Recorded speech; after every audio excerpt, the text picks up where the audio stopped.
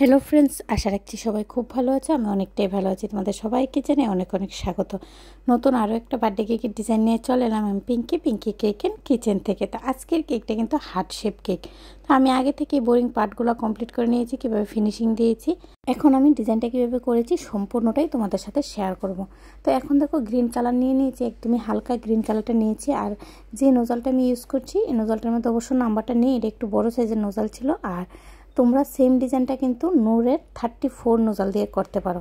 এই ডিজাইনটা কিন্তু খুবই ইজি আর খুব সুন্দর দেখতে। সাইডে দিলেও কিন্তু ডিজাইনটা খুব ভালো লাগে, কালারগুলো চেঞ্জ করে তোমরা কিন্তু বানিয়ে নিতেই পারো। আর আজকের কেকটার মধ্যে অনেক কম পরিমাণে ক্রিম ইউজ করেছি, কারণ আমাকে বলা ছিল একদম কম ক্রিম ইউজ করে দেওয়ার জন্য। তাই কিন্তু দেখো অনেক জায়গাতে কিন্তু কেকের অংশ দেখা যাচ্ছে, এরকমভাবে ফিনিশিং দিয়েছি, একদমই কম ক্রিম ইউজ করে দিয়েছি। আর সেম নোজলের সাহায্যে কিন্তু আমি নিচের বর্ডারটাও দিয়ে দিচ্ছি।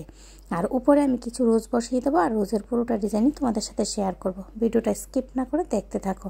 একটা আমি বসিয়ে দিলাম, বাকিটা কিন্তু আমি তোমাদের সাথে শেয়ার করে দিচ্ছি আমি কীভাবে বানিয়েছি।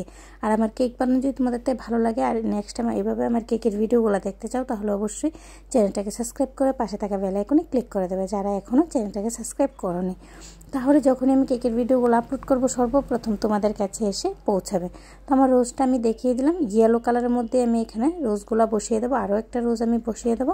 এখন আমি বার্থডে টপারটা লাগিয়ে নামটা লিখে দেবো। আমার কেকের ডিজাইন কিন্তু একদম রেডি হয়ে গেছে। আজকে কোনো রকমের পাতা ইউজ করবো না, কারণ ফ্লাওয়ারগুলো এভাবে বসিয়েছি, পাতা দেওয়ার কোনো দরকার নেই। তো আজকের মতো এই পর্যন্তই। নেক্সট টাইম নতুন আরও একটা কেকের ভিডিও নিয়ে আবারও দেখা হবে। তোমরা সবাই খুব ভালো থাকো। রাতে রাতে ফ্রেন্ডস।